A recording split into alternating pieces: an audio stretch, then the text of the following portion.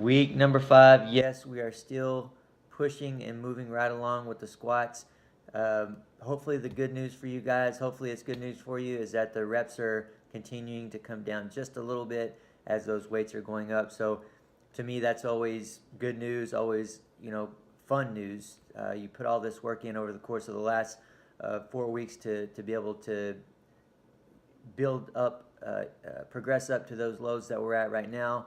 90%, for example, you're going to be trying to do some reps with that. That is, a very heavy load on any given day, but you guys are ready and prepared for that. So be confident with it, go after it, attack it, be aggressive with it.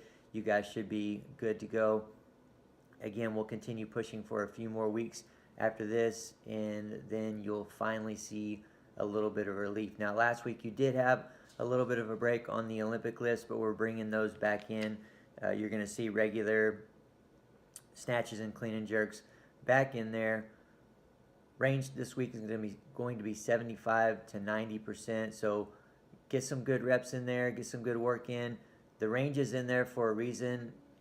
Again, you're still doing a lot of work in the strength movements, the squats, not only the squats, the deadlifts, the presses, and that kind of thing. So your body may be still a little bit tired, and that's okay for the Olympic lift specifically. So hang back at the low end of those ranges there if you need to. If you're feeling okay, if the quality is feeling good, if you're moving well, then push on up to that 90%, and we'll continue trying to progress that up through the weeks. I promise you, I want to reconfirm this, that you'll be far better off in the following weeks if you read your body and give it the loads that it needs. We need a certain amount of weight in there. We need a certain amount of reps in there for you to get a minimum amount of work in. And it's written in there, so don't worry about it.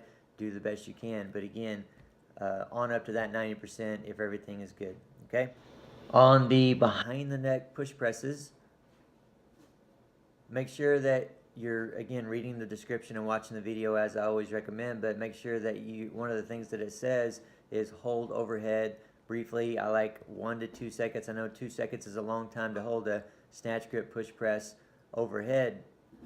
Can get a little bit uncomfortable, but I want you to find that slot and try to find that, slight amount of relaxation overhead each rep, as opposed to just up and down, up and down, up and down. So up, feel that lockout, down, and then go again. You can touch and go if you want to, if your quality is good, if you're consistent with your position, but try to relax just briefly overhead each rep, and that'll go a long way, especially you guys that struggle with overhead mobility. If you're just getting to this position, up and down, up and down, up and down, you're just going to reinforce what we don't want there. All right. On the power snatches and power cleans, power jerks as well, those percentages, again, are taken off of something slightly different than the actual exercise that you're doing. And also, they're aggressive. The percentages are pretty aggressive. The reps are pretty aggressive, as you guys know from going through the first 4 weeks. So as we're going up in weight here, and we are bringing the reps down, but as we're going up in weight, keep that quality in mind. It's really easy to, say, jump out too wide, or on the last rep of the set, if it becomes a squat snatch or a squat clean instead of a power, then we want to bring those weights down.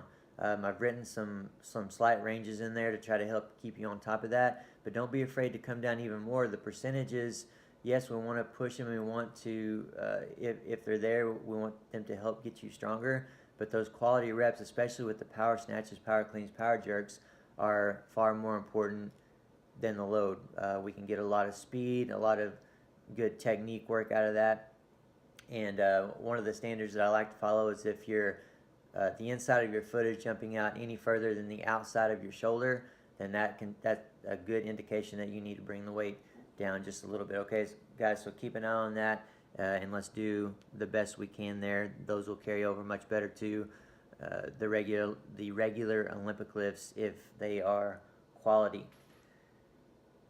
Clean deadlifts are continuing to, in the snatch deadlifts as well, but the clean deadlifts that you're doing from the floor are continuing to progress up. That's been a slow progression, I know, and I know that this program, with those sets and reps on the clean deadlift specifically, can be very monotonous, and I know it's getting there. There's been no kind of relief or break from them, but just hang in there.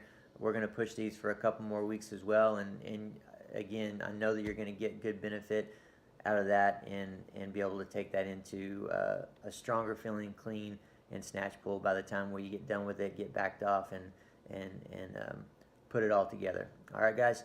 So that's it for the week. Next week we'll be back to just progress on up. You'll see more of the same in there on week 6, and that's what I'll be back to talk to you about then. Take care.